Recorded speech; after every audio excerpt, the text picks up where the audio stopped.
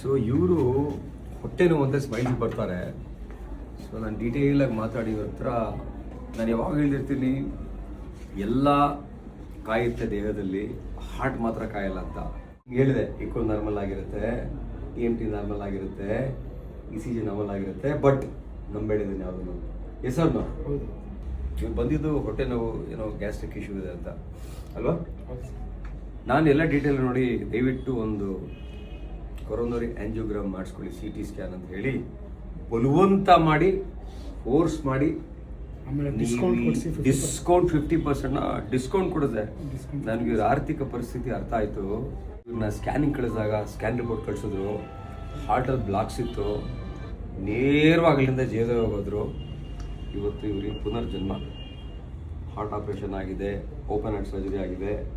ಇವತ್ತು ನನಗೆ ಇವ್ರು ನೋಡಿ ಆಶ್ಚರ್ಯ ಆಗುತ್ತೆ HSR ಹಾಸ್ಪಿಟ್ಲಲ್ಲಿ. ಸೊ ಈ ರೀತಿ ನಮಗೆ ಜನ್ಮದಲ್ಲಿ ಒಬ್ಬರು ಜೀವ ಉಳಿಸಿದ್ರೆ ಅದೇ ಸಾರ್ಥಕತೆ. ನಮ್ಮ ತಂದೆ ತಾಯಿ ಜನ್ಮ ಕೊಟ್ಟಿದ್ದಕ್ಕೂ ನಮಗೆ ಜೀವನ ಸಾರ್ಥಕ ಅನಿಸುತ್ತೆ.